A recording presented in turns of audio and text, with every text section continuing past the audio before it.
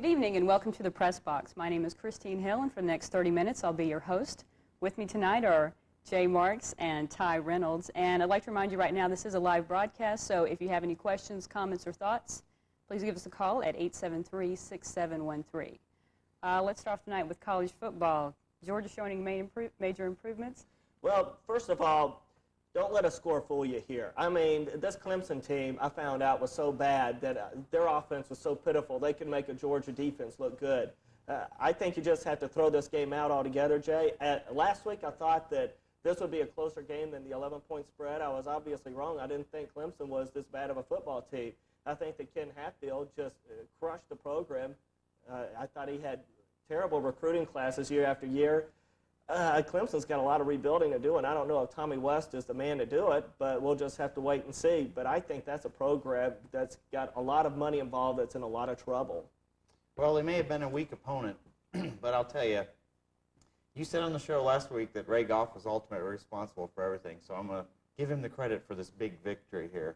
What a coach, what a field general. I think he's back in the saddle, and if he wins, 3 or 4 more games, he'll get to keep his job, right, Ty? Well, let's see. Well, do you think they can beat Florida? They Do you might. think they can beat Auburn at Auburn? They I might. don't know. They might.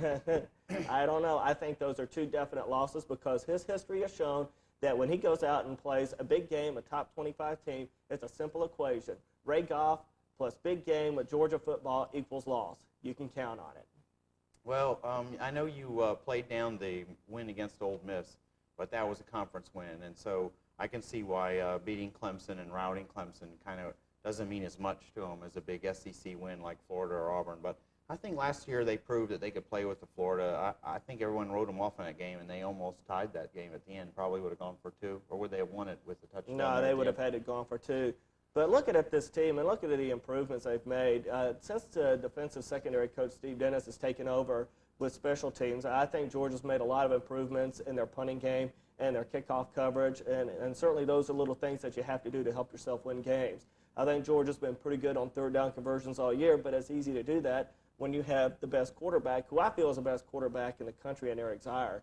I think that Georgia, however, still does some of the fundamentals on losing the games, like holding on to the football. They still had 2 fumbles in that game against Clemson, and still I think that's a sign of coaching. Fumbles and turnovers are just simple mistakes that bad teams do, or teams that are not well coached. Well, yeah, it can come down to coaching, but the improvements you listed, the special teams, and I think they played a little better defense, although it was easier to play against a one-dimensional team. Those also have to be traced back to the coaching, and so I think the improvements should, just as their weaknesses are attributed to their coaching, so should their improvements. They have improved. Well, Ty, they've improved. Every game they've improved. Well, why do they have to wait until the middle of the year to start improving, or to sit there and find some strengths and weaknesses in the team? Isn't that what spring practice is for? Well, it's a little different when you get on the old gridiron against an opponent. Well, we've got our first phone call of the evening. Good evening, caller. You're on the air. Can I have your question? Hello, are you there? I guess we don't have a caller. Yeah. Well, what do you think about the upcoming game with Vanderbilt? Well, this is well, I remember 2 years ago, Vanderbilt played Georgia tough. They came in here, and if it weren't for the referees and Garrison Hurst, Georgia would have lost this football game. Last year, Georgia went into Nashville and just crushed them 41-3. The Vanderbilt's a one-dimensional team, basically. Well, they were last year. This year, they're a little more pass-oriented. They threw well against Alabama. Georgia is a type of team where if you're one-dimensional, like Clemson, you can stop them. However, if you can do run the ball pretty well and pass halfway decent like Alabama, you can move the football on Georgia. I don't know how well Vanderbilt can pass the football, but they passed it pretty well against Alabama. Georgia's just going to have to come out in this game and score a lot of points early to make Vanderbilt become a one-dimensional football team. I think it'll be a close game. I don't think you'll see a rout like the Clemson game, and I also don't think Vanderbilt will play as tough as they did like against Alabama. But it'll be it's an SEC game here, and I think if Georgia just gets a win like they did against Ole Miss, they'll be sitting fine at 5-2 and contending for the SEC championship. And then get drilled. Jay, I still want a new coach. Last week, one of the guys that I mentioned I'd love to see as a replacement here in Athens was Sonny Lubick at Colorado State. What he has now managed to do is that he looks like he's doing more with the Colorado State program in a couple of years than what Ray Goff has done at Georgia in 6 years. They're 6-0 right now. They're in the top 15. And you may say that Colorado State is in a weak conference in the Western Athletic Conference, but when the Western Athletic Conference has gone head-to-head with the Pac-10, the record is something like 6-2. That's not that bad of a league this year. And going down there and being an 18-point dog at Arizona and going out and beating those guys, 21-16, shows that that is a team that is very well coached. They came out with a game plan. Jay, they followed the game plan. I went and watched the game at a bar, of course. Yeah.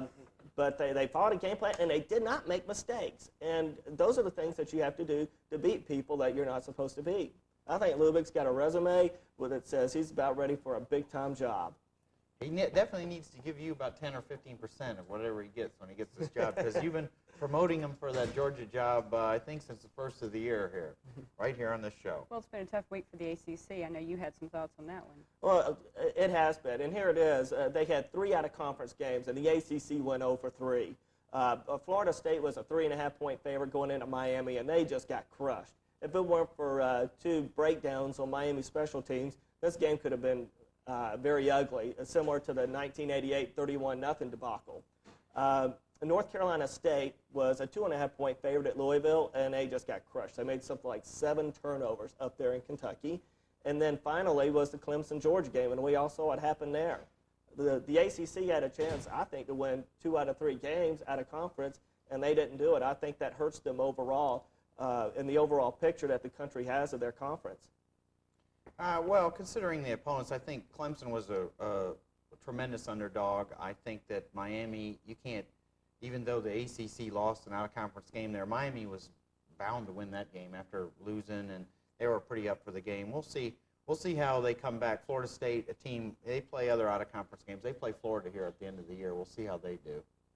But the ACC definitely is down this year, and that's the point we want to make here is you know, North Carolina and Florida State are good, but they're not a dominating team in the national rankings like other conferences all have that 1 or 2 teams that are up there. I think the ACC may, if Florida State loses another game, if somebody picks off North Carolina, may wind up with no teams in the top 10 for the first time in a long time.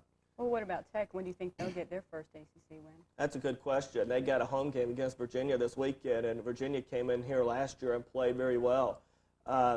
Virginia had their quarterback hurt over the weekend at Wake Forest, but it really didn't seem to matter. They just both mixed up the pass and run very well. Tech's got a big weakness on the defensive line of being able to stop the run. Arizona showed that right away with that final drive in that game that they had against them.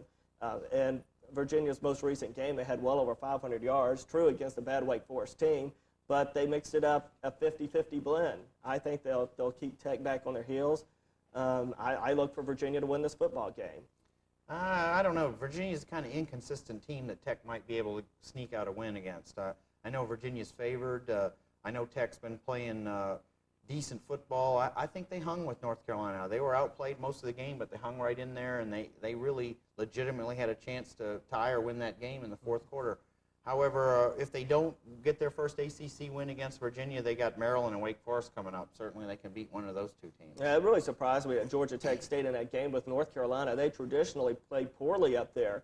And Georgia Tech, finally, I think, found a strength in their team, and that's their passing game. They seem to have had this quarterback controversy going on for a long time, but Luganville had a great game throwing for over 300 yards. He looked like he did in the Arizona game to me. Yeah. I mean, he sat back there, he's poised, he confidently picked out the right receiver, and he pretty much drilled him. I think he had 300 yards, didn't he? Yeah, he had over 300. Well, even the Tech players, I mean, you said in the paper today, the players are beating themselves. Just is that going to have an impact, their own vision of how they're playing themselves?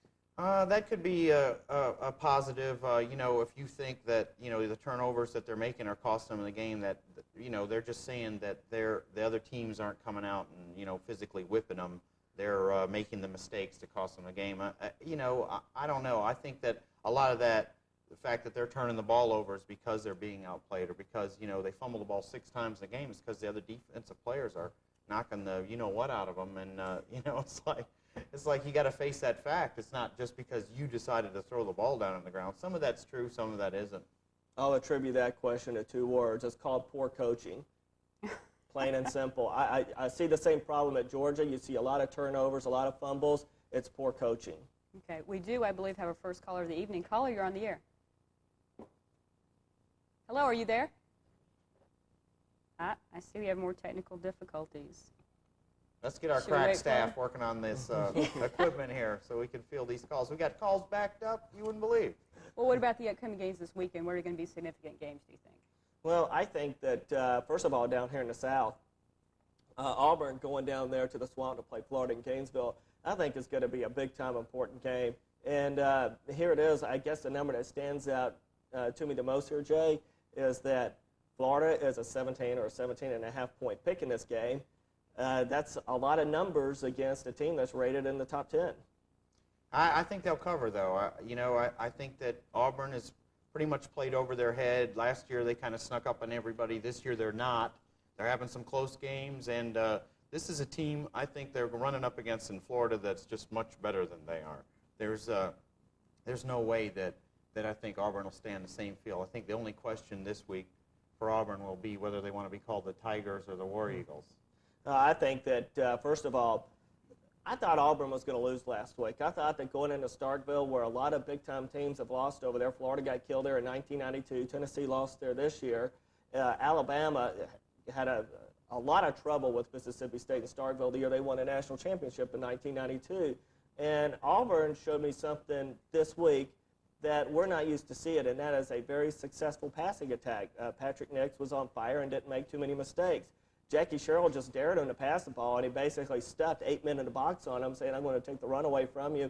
And basically the only thing he did was run himself right out of the game. But if I were preparing for Auburn, that's what I would have done. I would have taken the run away because that's their strength, is the run and defense. Yeah, and Florida is not just Steve Spurrier throwing the ball around and Terry Dean going for the Heisman Trophy. They have the best defense in the SEC. They're fast, they're big, they cover the whole field, they pursue well. I think that's going to be an aspect that most of the South gets to see this game, because it might not be a 40, 50-point win by Florida, but they'll be able to stop Auburn, I think, handily. Well, Florida has got some injuries, but they're 9 deep on the defensive line. Henry McMillan is out, but they still have several players that could step in and play. They could even move Campbell over if they wanted to, and then put Johnny Church back out there on the defensive end position. Okay, we do have another phone call. Let's see if we can get it on the air this time. Thank you for calling. You're on the air. Hey, yeah, I was wondering, now that Deion Sanders he's no longer on our baseball team or our football team, I was wondering what's the future of Deion's styling salon in Buckhead? Well, that seems to be Christine, you might be able to answer that one for us. I think it's doing very well. I think with, I don't know, with Deion moving over to San Francisco, if he's going to be keeping that up. Speaking of NFL, do you want to jump on to the Falcons? Well, let's look at these other games first, because there's 2 other big games here. Staying in the Southeastern Conference, Alabama and Tennessee is a big-time game up there in Neyland Stadium. And the question that comes to my mind is, Tennessee ever going to be able to beat Alabama again? Here it is. They may have the perfect opportunity. Alabama is still struggling offensively. It's a rebuilding year on their offensive line where they lost 4 starters there. Not only that, Jay Barker got hurt in the game, and we don't know if he's going to play. If Brian Bergdorf has to go out there and quarterback this team up there at Neyland Stadium for Alabama, I think the Tide could be in a lot of trouble. But I think Gene Stallings is a master at giving a smokescreen, similar to what Vince Dooley did for years, saying that we're banged up, we're not very good, we just don't do much offensively here, and then come out and show up in the big games like they did with Georgia. You make a good point saying that Alabama's struggling, but they're struggling but winning, okay? Right. I mean, I agree with that. They'll struggle in this game. I'll tell you that right now. It doesn't matter whether Barker or Bergdorf plays. They'll struggle in this game, and then they'll win it at the end, just like that Georgia game. They have a knack. I think they believe in themselves. It comes from the coaching staff. Stallings wins, 90% of the games he plays in, coaches in, and I just think that that'll come down to a key decision at halftime, or somebody will step up and make the play. You said their quarterback, you mentioned the quarterback injury with Barker. Well, Tennessee's had 2 quarterback injuries, okay? So, I mean, they're down to their 3rd string quarterback. So I don't know whether Tennessee's going to be able to get it done offensively either. Alabama traditionally plays great defense, especially in the SEC games like this. They'll step it up, and I think they'll probably be able to take away the smash-mouth running game that Tennessee showed against Georgia and make Peyton Manning go to a different style to to beat them. This will be a good game. I think it's going to be close. Either way, it's going to be decided by a field goal, probably late. Yeah, I like Alabama to 4 points, and I'm not actually sold on Tennessee's quarterback situation either. When you have a freshman going out, and a true freshman here, going out in a big game like this, I think Alabama still has a lot of experienced defensive players. They are suffered a few injuries. Shannon Brown, who re-injured that shoulder in the Georgia game, Alabama needs him for this game, and I don't know what they're going to have him. Everett Brown, they haven't had him this year hardly. They need to have him in the lineup, and I don't think they're going to have him. However, Alabama has some big-time players at linebacker and in their secondary, led by Willie Gaston and Sam Shape, who I think can make some big-time plays. I think what this game's going to come down to is mistakes and turnovers, because I just think that both teams are going to be very conservative here. I think they're skeptical about their offenses, especially having maybe young, inexperienced quarterbacks. Now, if Alabama is able to get something out of Barker, if he can come out and if he can play, if that shoulder's okay, I think Alabama's going to just flat out win the football game. I think Barker just finds a way to win. Either way, it'll be close, decided by a field goal late. That's why we like the 4, right? Yeah. Well, Tennessee was so high rated this year. Is it the injuries that are holding them back or something else? I would say, that first game, to have your quarterback go down in the first, series, wasn't it? I mean, it was early in the game. Yeah, it was very early. Like. And that took them out of that game. Then they started out 0-1, and I think they lost the second game because the quarterback hadn't adjusted yet. But then, I mean, no, they won their second game. They played Georgia. Yeah, and then that's right. But I think they've been struggling because of injuries. Tennessee, you're right, was highly rated because their offensive line was just massive, and they were all returning starters, weren't they, Ty? Right, they returned just about all of them. They were supposed to be able to just control a game. Well, they still showed that they can control a game, but you really need some other kind of skilled players to fill in. They also had a real good receiver, break his leg, right, in the first game. Well, Tennessee, I'm not going to have any sympathy for them if they have an injured receiver. They got so many receivers out there. Everyone talks about Florida and Georgia having great receiving corps. I think Tennessee's got a bunch of great receivers over there also. But to explain their slow start, I think it's a schedule. You start off with UCLA, who is a struggling team now, but UCLA had early games in Tennessee and Nebraska, so I can see where they may be beat up a little bit. And then, of course, you have to go on the road and play Georgia, which showed to be an easy game for Tennessee, I think, thanks to Ray Goff and his staff. Then they had a tough game at home with Washington State. Now, when this game was scheduled probably 10 years ago, Washington State wasn't supposed to be that good, and they're one of the top defensive teams in the country, and you squeeze out a 10-9 tough victory there. But you got beat up again. Yeah, and then, of course, before that week, they had to travel to Starkville, Mississippi, where, again, you play a big physical Mississippi State team, and they got beat and probably beat up a little bit. Tennessee's schedule at the beginning of the year, I just think, was too tough, and that may hurt them down the road a little bit. Yeah, it definitely cost them the Mississippi State game. The other games probably go those ways anyway, but I think the fact that Mississippi State got squeezed in there between all those big games, if they play them later on in the year, they beat them. Yeah. The other big game coming up is, of course, Penn State and Michigan. And I just have no idea what's going to happen in this game. These teams match up so well, and they have a lot of similar strengths. Even the quarterbacks have the same last name here. The way I look at it, though, Michigan has gone out and they've played tough opponents. They've played Notre Dame at Notre Dame. They've played at home against Michigan State. They played at home against Colorado. They've seen quality teams. Penn State on their schedule. In the Big Ten so far, they've seen that great Minnesota Golden Gopher team, and they've seen the Iowa Hawkeyes, two big-time losers in the conference. Out of conference, they've seen USC, who was supposed to be a pretty good team. Well, we showed that they had to fight for their lives and get a late fumble to win at a game at Oregon State. And then, of course, Joe Paterno has his perennial rivalries there of Rutgers and Temple that he keeps on his schedule despite being in the Big Ten. I don't think Penn State has played too many good football teams here, and I think Michigan's going to have an advantage there. Also, the game is at Michigan. So I give those intangibles to Michigan. I'm going to pick them to win. Well, I think Penn State will win. I think that Michigan, the only advantage they have here, you're right, they have played a tougher schedule, but that's going to cost them as far as what we're just talking about in the SEC with Tennessee and the injury factor. But having the game at home is the only factor in Michigan's favor. I think Penn State showed that even though they play a weaker opponent, they get up anyway. Joe Paterno team is always well coached. They're always well prepared. You're right, that USC game was supposed to be a really good contest, but I think that the Nittany Lions came out and they just crushed them. I mean, that was an eye-opener. Everybody thought, God, here's a Penn State team that's always 3 yards in a cloud of dust, play great defense, center around, great linebacking core. And now what do they got? They got speed in the secondary. They got speed at the wideouts. They got speed in the backfield. So they've got everything. I think Penn State will probably control this game and win it at the end. Okay, we do have another caller. Caller, you're on the air. Can I have your question? Yes, good evening. This question is for Ty and Jay.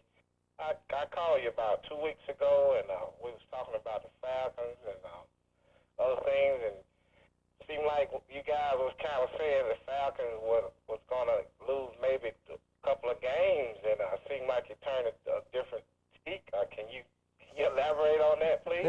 Yeah, Sure, well, I'll I'll be now- glad to. Do you remember what you said? Oh, I remember. I definitely remember. Yeah, I'm just wondering, I'm going to agree with what, I think both of y'all said this, I'm going to agree that the coach that we got, he do make changes based on to whatever he has to do to win, like he changed position, putting Haywood in there. So I just think we got a coach that will make changes and stuff, and I hang up and listen to you. All right, thanks for the call. Definitely, the coaching is the best point. Right now, the Falcons seem to be a team that can make adjustments. I mean, in the past, whether it was Henning or Glanville, they had a predetermined, preset personnel. They had preset plays.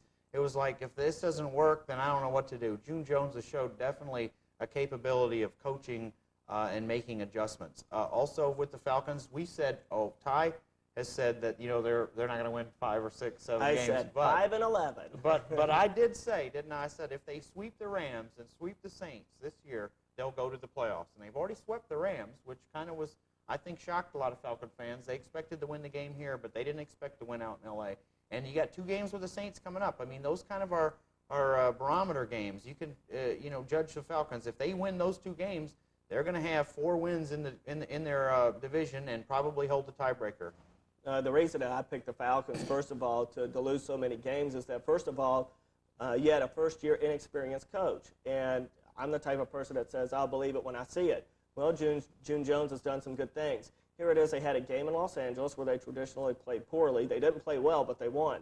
They had a game in Washington, D.C. They had never won there before. I'm not going to believe that they're going to win until they win. Well, they won.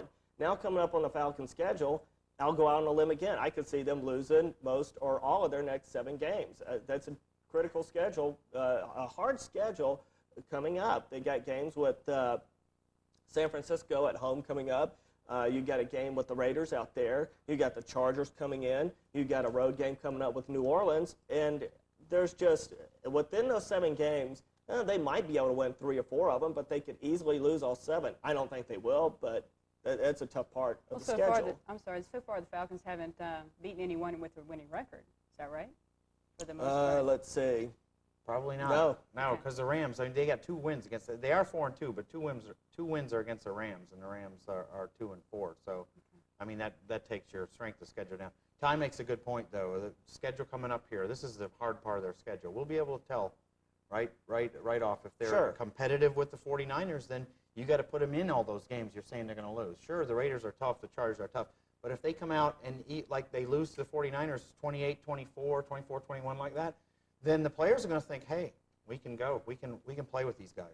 Okay. We just have a few more minutes in the show, but we do have another call. Caller, you're on the air.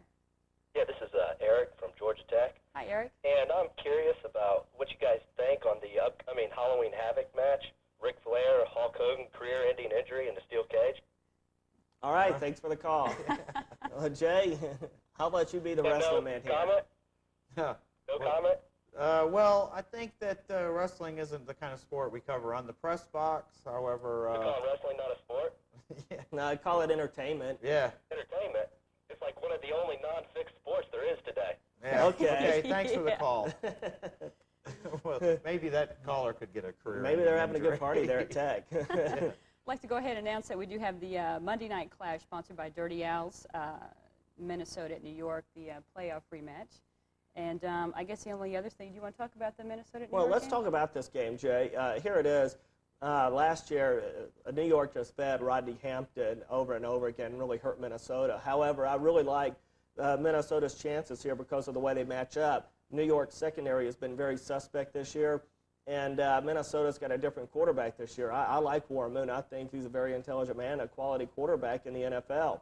I think he's going to be able to do some damage to the New York secondary. I think Minnesota's been able to show this year that they've been having a running game with Terry Allen in their backfield this year.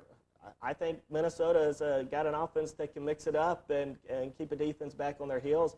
I like Minnesota going in this game. Yeah, two key points here in the matchup. When the Giants play good football, they run the ball, control the clock, and force the other team to try and catch up with the pass. Well, like Ty said, that's going to play right into Minnesota's hands. Their strength is their passing attack. Their strength is Warren Moon. And the weakness of the Giants is their secondary. So that could backfire on the Giants. The other thing is the Giants always play just vanilla defense, 4-3. They got a good line. They got good linebackers. They can stuff you right there. However, Warren Moon, if he's given any time at all, will be able to pick out an open receiver. He's a skilled veteran. He's a good passer. He's accurate. He'll be able to pick them apart if they do that. So the Giants are going to have to change their defense to try and pressure Warren Moon. You can only give him 2 or 3 seconds. If you give him the 5-step drop or the 4-second pocket, he'll pick you apart. So those are two things our viewers can watch with us as we watch this game at Dirty Owls. On Northside Drive. Northside Drive, because we like going there and watching Monday Night Football. But I think that the Vikings are a pretty good pick, except for one thing. They're a notorious road abomination. They cannot play on the road, and they've proved that through different coaches, through different players, through different quarterbacks. And so even though I like the Vikings to win this game, I'll take the Giants. Yeah, his main reason for taking the Giants is I took the Vikings. Yeah, there you go. Well, you have any final points on the Falcons game, or do you want to touch on the Cowboys? Let's get with the Falcons here. Here it is. They're playing the 49ers. The 49ers had very little offense in their game yesterday with Detroit, but yet they found a way to win. They had less than 250 yards, Jay, yet they managed to score 27 points in this game. They made no mistakes, no turnovers. That's the sign of a well-coached team. I think San Francisco is going to come in and execute again. I like them to win a close one in Atlanta. The big thing with the Niners now is they're hurt on the offensive line, and you got to get pressure up front. The bad thing about the Falcons is that's what they're lacking and have been traditionally lacking for the last couple of years. No pass rush, no pressure on the quarterback, and that could just spell doom for the Falcons. They got to find a way to attack the weakness in the San Francisco offensive line. Okay, well, that's all the time we have for today. Jay and Ty, I'd like to thank you for having the conversation again today. And join us again next Monday, 8 o'clock. Thank you.